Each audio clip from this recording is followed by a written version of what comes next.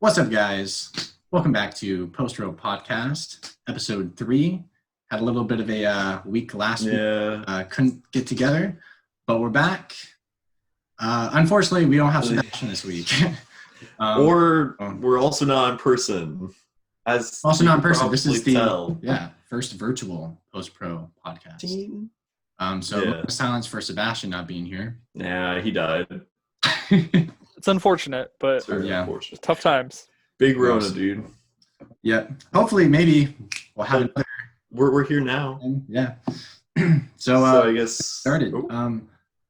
I know we talked about this earlier, but the Dune. Yeah. I mean, it looks pretty great. I don't think you can really immediately judge a movie off of just a couple of pictures, but you can also just take it off of the actors and the cinematographer and the director. Yeah. It's gonna be beautiful. I'm looking forward to it. I really am looking forward to it. And so from what I know, it's going to be split into 2 parts. Really? Oh, really? Yeah, I heard it's going to be like a part 1's coming out later this year, and then a part 2's coming out either like early next year or maybe the same time the following year. So that'll be interesting because it is a lot. It is a lot. Yeah, that's what I've heard. I haven't read the book, but neither have I. But I watched David Lynch's Dune. Which you loved, right? It was so bad. It was definitely the worst thing he's ever done. It's probably because they're like really tried to restrict Lynch, right? Yeah, it was a studio. Mm-hmm. It was definitely a studio project. Lynch is never the type of guy to do a studio project that's insane. Yeah. But yeah, lots of studio interference, I'm sure. And it just that'd be cool. Messily. Apparently his cut for it was like well over 4 hours, and they were like, no. And he was like, whatever. And he just kind of gave up. For Lynch's? That's hilarious. Yeah. I mean, I heard he absolutely hated it. Hard Eight's cut was 2 hours and a half. And then they were just like, no, they forced PTA to cut it down for like to 95 minutes or something like that. Yeah, right? they forced him to cut a whole hour of his film. Wow, that's wild. Yeah. I can imagine I wonder what the assembly cut for like. I feel like I really would have liked it better if they had that extra hour. Longer. Yeah. Because like my main problem for it is it just feels so abrupt often too. I guess it's not my main problem. It's just also very like all those films feel so grand and very whole, but Hard Eight feels very abrupt and it's like this is happening, right? Like the big twist doesn't feel satisfying to me. It feels just there. Maybe had you seen it earlier, you would have appreciated it more. Maybe. Yeah. Really looking forward to Dune. Timothée Chalamet, I feel like could be a good lead for. Well, he's a great actor. And also like some of the performance. Yeah. Some of the behind the scene for like the actual like Dune natives and stuff, like Zendaya's in there, and I was like, but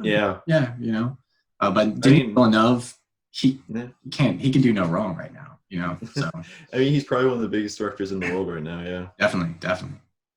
I've also been confirmed that Sam Raimi is going to direct. Strange. Yeah, I saw that. That's pretty exciting. He made it which clear. we kind of already knew. Right, yeah, but if Sebastian to get a full confirmation, not according to Sebastian. Yeah, exactly, yeah. He was like, has it been 100% confirmed? I don't believe it. I don't buy it. Yeah, but so that's kind of cool. I'm definitely looking forward to that. I think that should be interesting with him. Well, it'll definitely be good. Gotta look out for the Bruce Campbell cameo. Yeah, exactly. Somewhere in there. He'll play the main villain. I don't know what the main villain's gonna be. I don't know how they're gonna make it a horror movie. Like I don't know how this would be a Marvel horror film. Giving you a little comic book knowledge, there's a Doctor Strange villain called Nightmare, and his whole thing is he creates nightmares. Okay, so, there you go. Played by Bruce Campbell. Right when you said that, my mind immediately went to the Eric Andre Nightmare. Exactly. Just like that. That's the whole movie. Super off topic, but I've been watching so much like Eric Andre skits recently. It's so good. Eric Andre is pretty funny. My brother, very talented. It took me a while to get into him, but after I began to, dive in. Yeah. The thing I found interesting, I was looking in IMDb News. This kind of correlates to a movie I watched that we'll get into later. But Dane DeHaan confirmed after all these years that there was a Sinister Six movie in the works. Yeah. Following up Amazing Spider-Man 2. and then everything else happened and blah I blah. mean, the first two weren't good, so Yeah. I Especially it the would have second. been cool to see him on the screen, but Yeah. I mean, the second one's definitely worse. Yeah, Yeah, the second one's awful. Yeah. yeah, it's pretty god. But I think that the MCU is going to try and do a Sinister Six because I mean they got Yeah. Vulture. Scorpion was established in Homecoming and that In Homecoming, post-credit yeah. scene. Well, see, that's the thing, though. Is the MCU going to do it, or is Sony going to do it? Because That's Sony just a has all fair the point. villains, and now that they're bringing Michael Keaton in to Yeah, into Morbius. Venom too. Morbius, Oh yeah, into we'll Morbius. see what Fuck. happens. I guess. My head is. Yeah, and that whole thing is really just weird. They're going to keep it Unfortunate. separate, but it's still I a feel like crossover in a way. I feel like they're gonna merge it at some point. Like No, they're not. I don't think they're going to merge it. I think what they're trying to do is they want it to be kind of like how Spider-Verse was, but to where all of the Sony stuff can't go into the MCU, but anything from the MCU can go into the Sony verse. damn. So, Okay.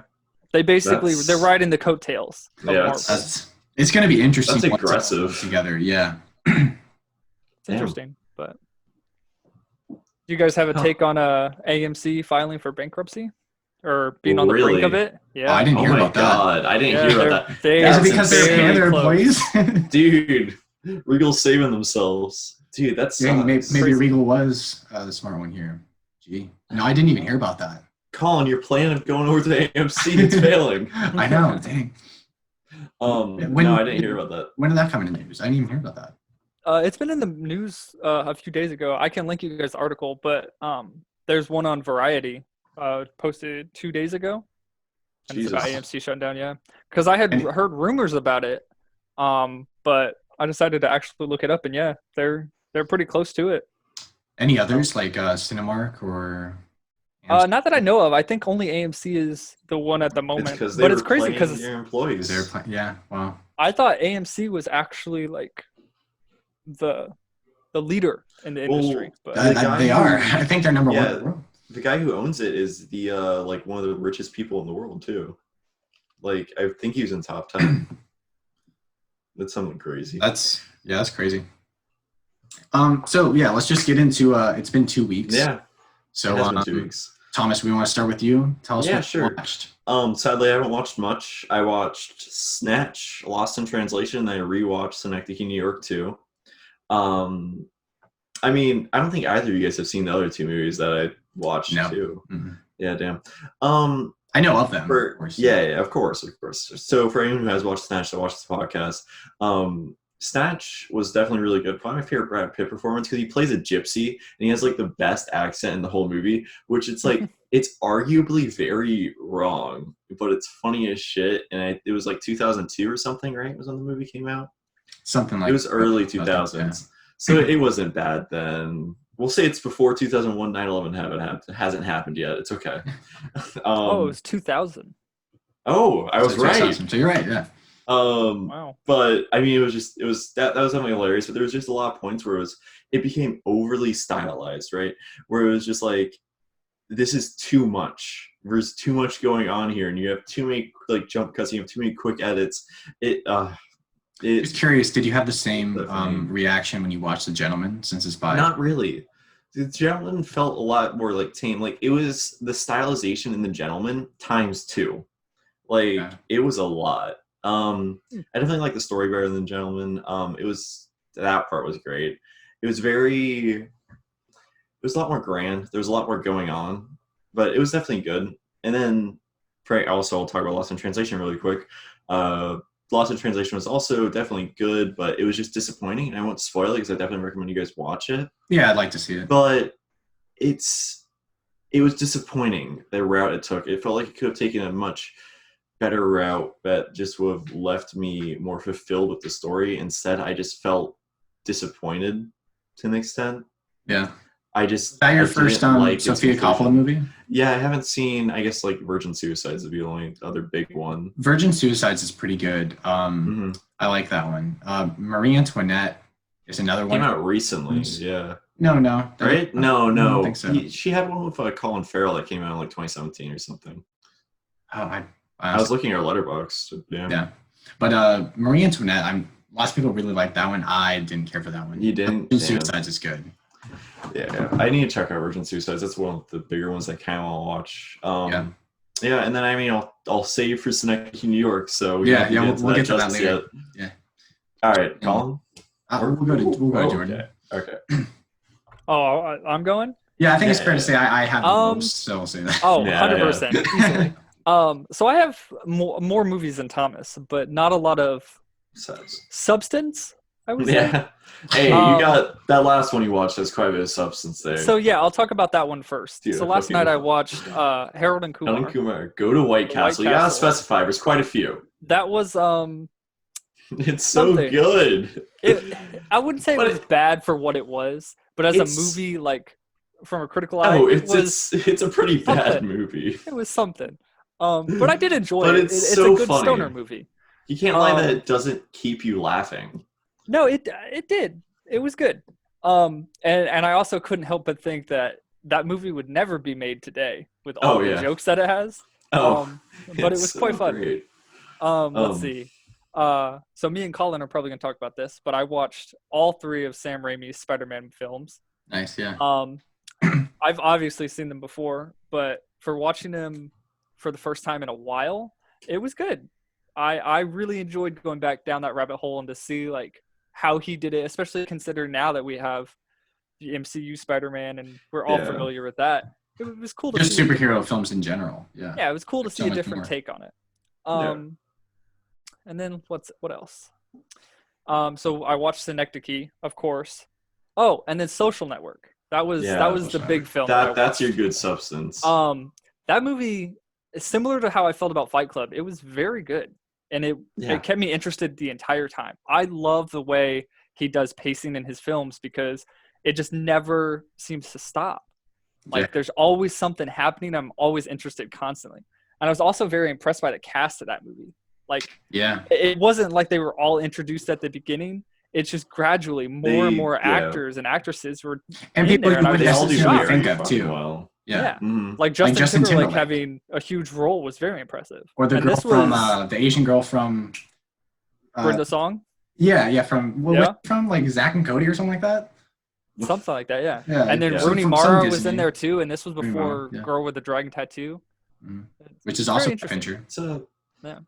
Fun fact, did you know she is I don't know if they're married or not, but she's in a relationship with Joaquin Phoenix. Yeah. Yeah. I did not know that. It's quite the age gap. It was because of after one of the films that they did together, they just like hit it off. It was her. Yeah, it was her. It was. But so that was pretty much everything I watched. Not a lot of and then I have to throw in I watched Jackass 3. Oh, okay. Fantastic film. Again, going kind to of your like Harold deep and Kumar. analysis for that.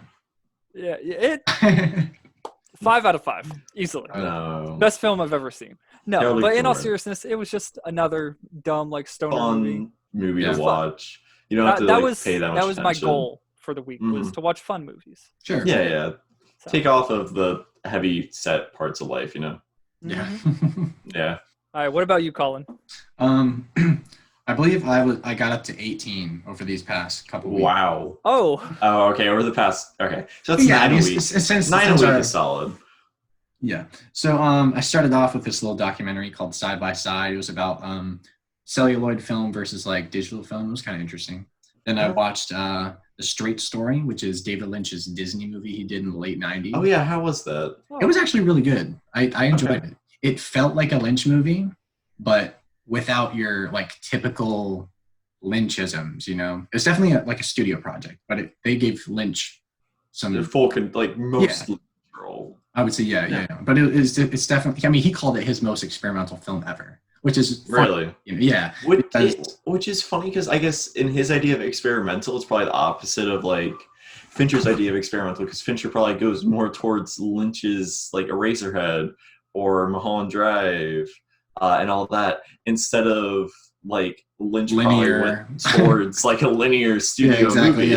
Yeah. So it was interesting. I mean, it's rated G. It's on Disney Plus now. I told my mom rated G. This is a movie that.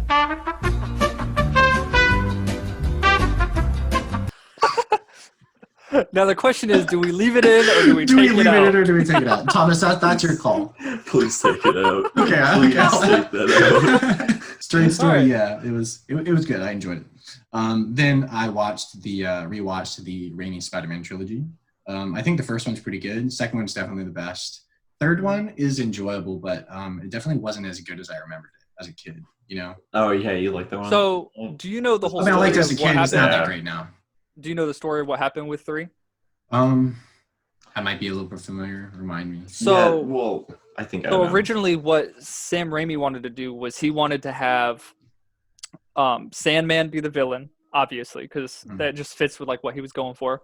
And then he wanted to have Harry Osborn's Hobgoblin as like a side character. Yeah. Mhm. But Sony saw that a lot of Venom comics or comics pertaining to Venom were extremely popular at the time. Yeah. And so they wanted to push a Venom movie, and that's why the actual Venom movie itself came out not too long ago. And so they were Because pushing Sam Venom Raimi to definitely put him- shouldn't have been in this one. Oh, 100%. Yeah. But they pushed It- for it, and Sam Raimi's hands were kind of tied, and Yeah, so he sure. couldn't really do much about it. See, Um, what I think should have happened for Spider-Man 3 is I think the new Goblin should have been the primary villain. Because, they set it up since the first movie with the Green Goblin, and then Harry discovering that his father was the Green Goblin, him having animosity towards Spider-Man, then finding out it's Peter, I feel like that would have been a really interesting way to develop their relationship. They could have thrown in like the Sandman as a side villain, I think, just to have a little bit more going on. But I still don't like how Sandman turns out to be the guy who killed Uncle Ben. Yeah, it feels very It forced. feels forced, and it's not necessary at all. It is That's weird, what and really- we don't fully know what the actual idea Raimi had for the original Spider-Man Sure. 3. But I would imagine it is fairly similar to what we got, just Mhm. without all the Venom parts, essentially. Right, yeah, because as much as I like Topher Grace, he's a good actor, but he was bad in this movie. He Oh, He 100%. wasn't good, yeah. But I mean- again, there was parts where Tobey Maguire was just bad. Sure. After a while, you have to understand that it just comes down to they direction. feel like they just Yeah. stopped caring to an extent. Yeah, too. exactly, yeah. Although I still think that emo Spider-Man scene is hilarious. That's such a good it's scene. It is. fantastic. Obviously It's got not that actually a Raimi good camp scene, to but it really does. Speaking of that, I still need to really watch Evil Dead 2, but Yeah, I still haven't As do seen I. any of them, so. yeah. But anyway, so after the I feel like I'll like Evil Dead 2 though. But so we got onto that. So I guess we after after the Raimi Spider-Man trilogy, I rewatched The Amazing Spider-Man, which I don't think is that bad. I think it's a fine can, movie, nothing great. it's definitely fine. The first just one's doesn't- okay. Capture it's that okay. character well though, I don't know. After rewatching it, so it had been the first time I'd seen it since Mhm. being in theaters. I actually like the different take on Peter Parker and Spider-Man because at first I didn't really care for it, but I was like, I can appreciate it. I like Andrew Garfield. I think he did a good job. Yeah. And Emma Stone as Gwen, I think was a really good casting choice. Then I watched The Amazing Spider-Man 2 for the first time, and that one's Yikes. god awful. it was really bad. I wasn't Yeah. missing anything when I missed out on it during its theatrical run. It was really bad. It kind of had the same issues as Spider-Man 3, except like times 100. Yeah. Too many villains, 100%. so much stuff going on. It just got so messy all over the place. So after that, I watched Dodgeball, which I really enjoyed. I thought it was really funny. It's one I haven't seen. Yeah, it's good. It's a good There movie. Will Be Blood for my PTA class. That's a good fucking movie. Masterpiece. Masterpiece, yeah. Yeah, it's great. Probably my favorite PTA, honestly. Yeah. Then my directing teacher gave us a movie to watch as an example of what not to do when creating your own cinematic style. It was called Backgammon. Yeah. Came out in 2015, and it was really bad. It was supposed Yeah. to be this. It was supposed What to was be it like about?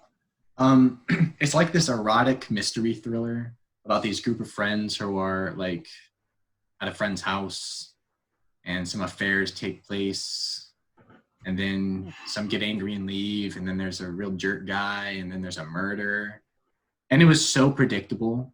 I knew exactly where it was So- going, like right from the get-go. So what was wrong with that, I guess, The acting was directorial? bad. The script was awful. The script was awful. The way the movie Yeah. ends, it's not even ending. I feel like he was just like, we've run out of money. So it's not even. What do you mean by it's not even an ending? Like, so the big twist happens in the finale, of course, Yeah. which I already knew it was coming. It was super predictable. And then after that, it's just kind of like, that's it. They go inside, girl is sad, boy's upset, and that's it. It just ends. And you're like, Huh. What? Okay. It didn't work at all. I mean, it didn't look bad. Like, I think the cinematography was actually the best part about it, and the setting, because they shot this. It was like northeast, big mansion on the water. It was really nice. It just wasn't good. Yeah. So what in specific was bad about the directorial style? Because you said that was why the professor decided. We were talking about how to fill the frame for consistent engagement, and though the exterior of the setting was really nice, like the house and where it was located geographically, inside the house was rather bland. You got a lot of white space and dead space on the walls, not a lot of depth when it came to the arrangement of certain things within the frame and all. I didn't think it was as bad as my professor initially said Put it out to be. Yeah. But I could see where he was coming from. Yeah. It just lacked a little bit visually. So after that, I watched Synecdoche, New York, which we'll get to shortly. Rewatched iRobot, which was not good. I used to really like that movie as a kid, and it really fell off the set. Hold up. Did not hold up. Shia LaBeouf's in there. Yeah. I don't really Love know. me some Shia. Really? Yeah.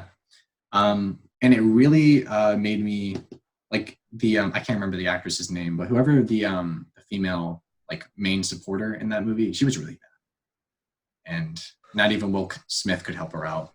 It was tough to watch. Then I rewatched Get Smart, one of my favorite comedies. I love that movie. It's so funny. Then for my PTA class this past week, we watched The Master. Which is another fucking amazing. Yeah, I really love that movie. It's like right up there with There Will Be Blood for me. I don't really. Sometimes I flip back and forth. I think There Will Be Blood maybe is best, but sometimes I think The Master is my favorite. Which is how I am with Punch Drunk Love and everything. Yeah. I think There Will Be Blood is his best, but I almost took off what you were saying. But I just love Punch Drunk Love for like what it is. Mm. So after The Master, I watched Gran Torino. It's been on the watch list for a while, and I just never got around to watching it. I enjoyed it. Did you like it? I enjoyed it. I think it's a little overrated. Specifically, like Clint Eastwood was great. He gives a really good performance. But sometimes his directing style, I think, doesn't like offer enough, if you know what I'm saying. He usually does like the one take and you're good. Yeah. No, I 100% agree with that. And you can tell some of the performances in this movie needed some more takes or a little bit more direction, because there are some rough patches. It seems like he goes for easy in a lot of his films. Whatever is easiest to go about. Mm-hmm. And that can be good at sometimes, but sometimes it's not very beneficial. Sometimes you need to experiment a bit, mm-hmm. Do some other stuff. How was that in Richard Jewell then? Because that was one that came out last year. I'm just bringing that one up because it came out recently. Yeah. I thought Richard Jewell was okay. I didn't find anything. What was the film he did before Richard Jewell? The Mule.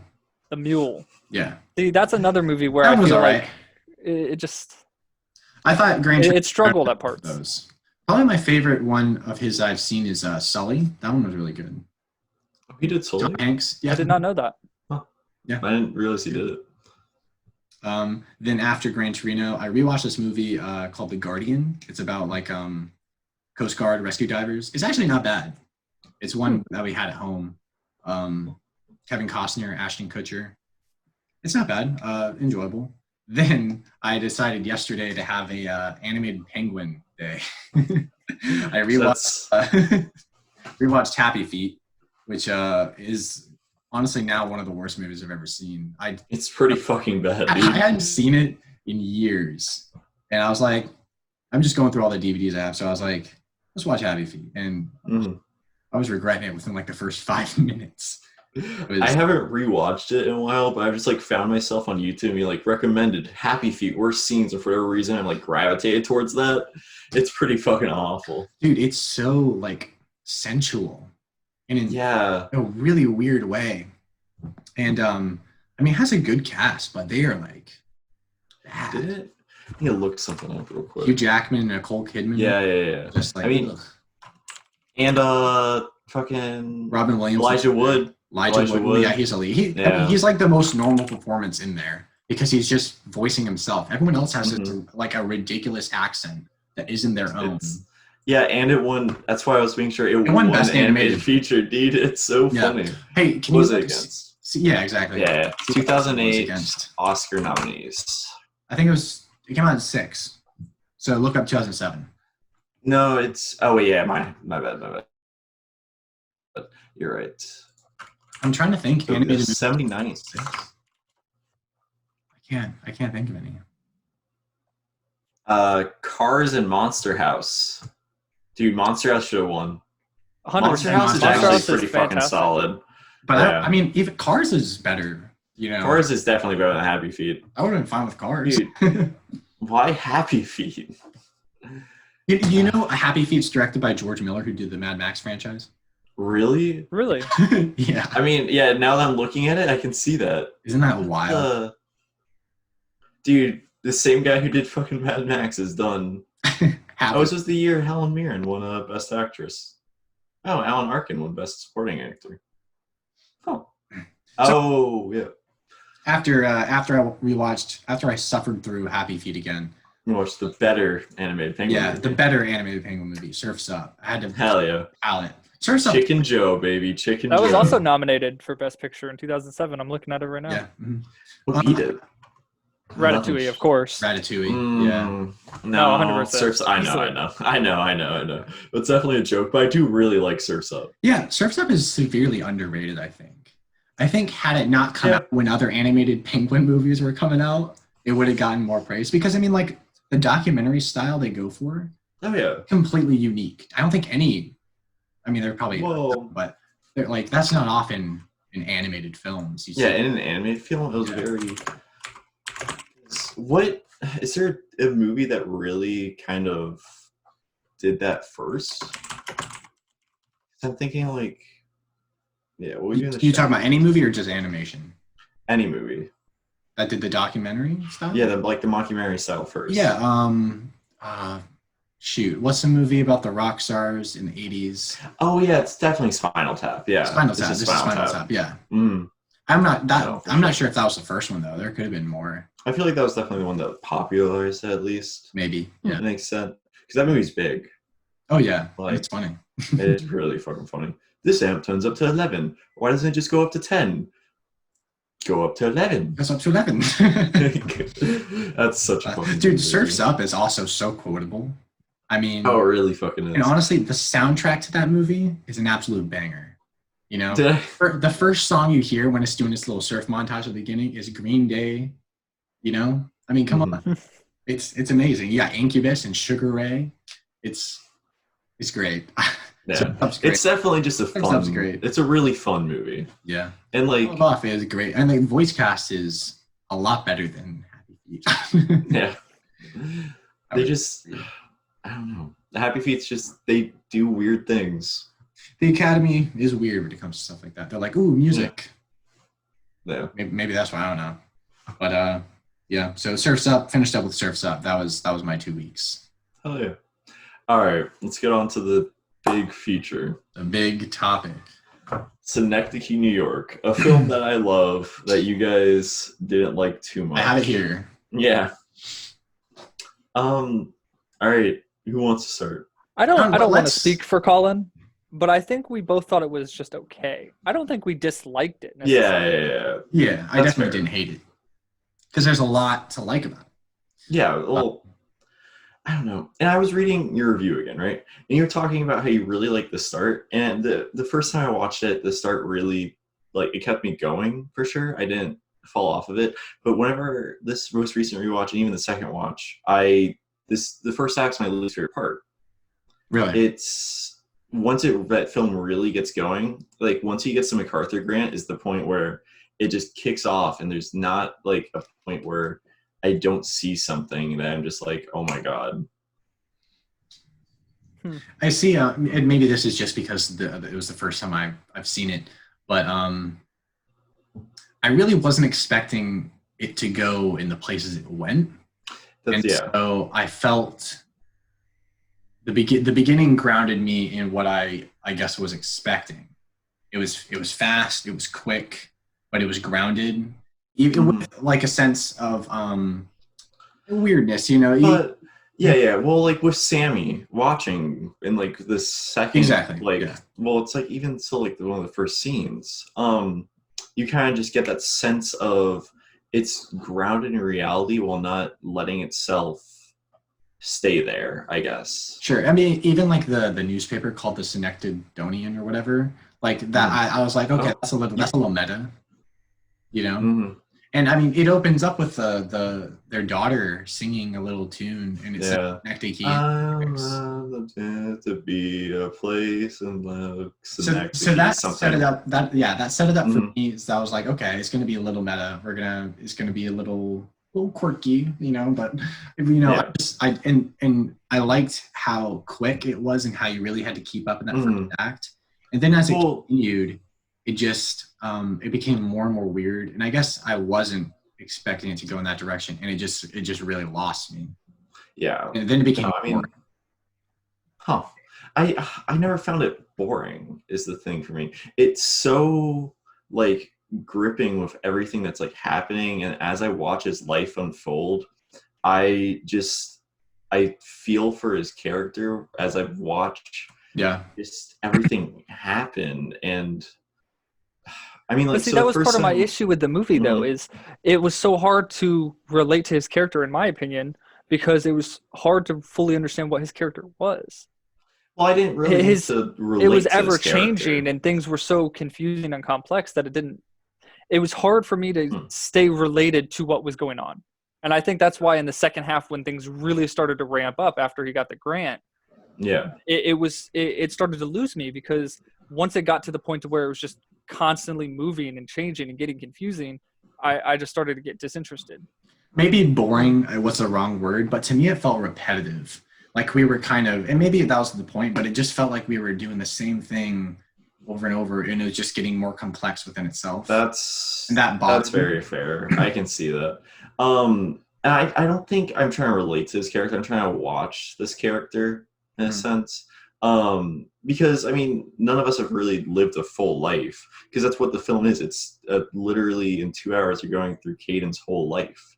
And I don't know, part of me just finds that so beautiful in a sense.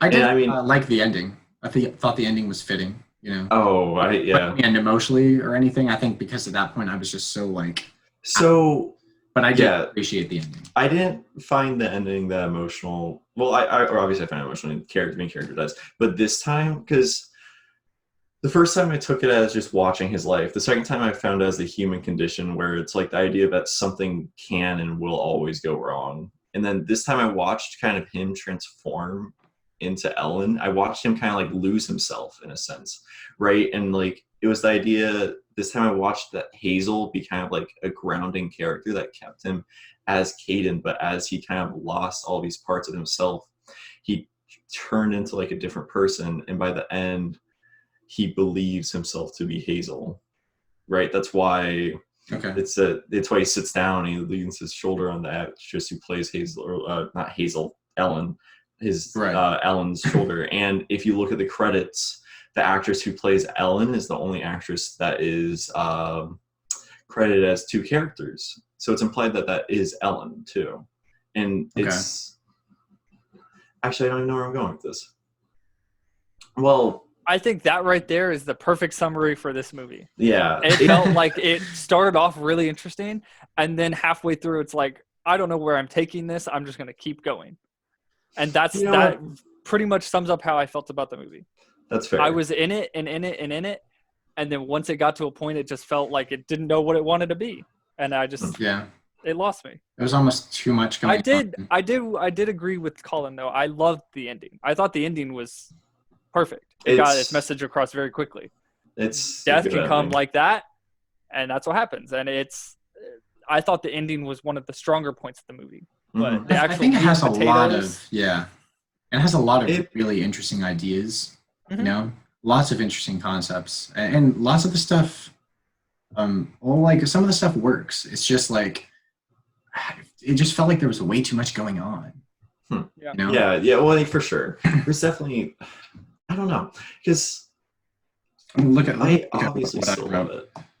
But I'm trying to figure out, and when you put that he kind of just kept adding things, I can't imagine him not having his own interpretation, right? He had some reason to add it for himself, and then that expanded into him just letting people take it for themselves. But it's definitely a very grand movie. Definitely, yeah. So one thing I thought of after I watched it, I was thinking on and then writing my review on it.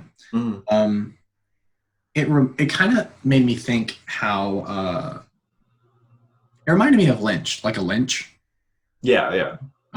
It's very Lynchian. Yeah, and so is Anomalisa too. Sure. Yeah. Well, and I was just thinking back. I've seen Eternal Sunshine and Adaptation, which Kaufman's written, and I felt like it really just came down to personal taste, because like you could argue a lot of these things for a Lynch film, like Mulholland Drive. You haven't seen it yet, Jordan, but there's so much going on in that movie. Yeah. That sometimes you can be taken. I can see how someone would be taken out of it and just really hate it, or vice versa. So I feel like this might be your, to maybe yeah. For me, Lynch's style and his way of writing and all the things he puts into it, it just works for me. It hits me on that certain level that this film did for you. Yeah. And I mean, it really hits me. I just really feel touched and like connected to the characters. I find like watching his life beautiful in a sense. And that's like Mulholland Drive. Every time I watch that, it's just like it's incredible. It gives me this profound and like it's like new, like you said earlier. Like it's watch it. It feels like watching it for the first time. I felt like this when I watched this. It felt like I was watching a completely different, like obviously not a completely different movie, but a completely different like reason. I guess it felt you got something new out of it that made you think about it. Yeah. But I also agree that it definitely can be, I guess, muddled. When you talked about the repetitiveness, that made a lot of sense. Just him going back to like at one Berlin point, I was thinking, where's this really going? I felt like I understood where it was going at sometimes, and then it would kind of meander, and I'd be like, okay, maybe I don't. But then I would like trick myself into thinking, I was like, all right, well, maybe that's the point, But then it still bothered me in that sense, you know what I mean? I think there's a lot of it where it's just end.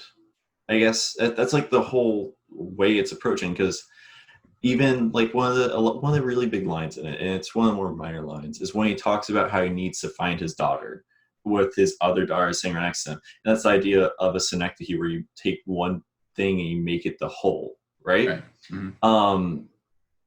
And it shows his total fluctuation or influctuation, something like that. I'm awful at words. His just need to find something, right? That he just thinks he immediately is attached to. Yeah. You guys, it made me rethink about this movie, but when I rewatched it, I just loved it again. Yeah, and you're allowed to. There's nothing wrong with that. Yeah.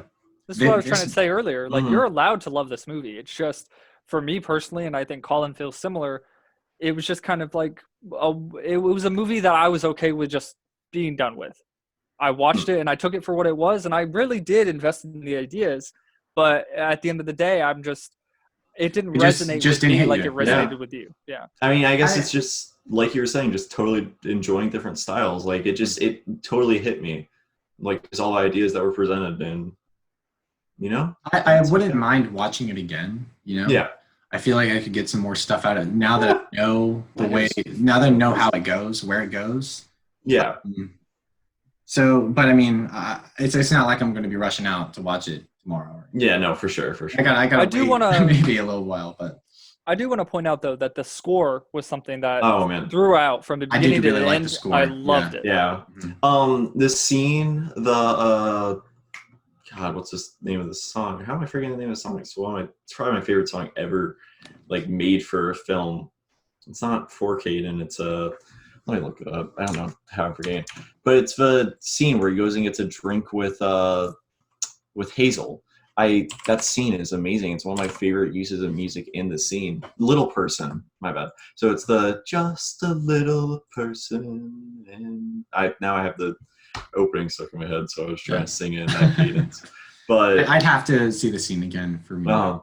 it just the song itself encapsulates like what is happening in the scene. He's finding that other little person that that makes his life whole.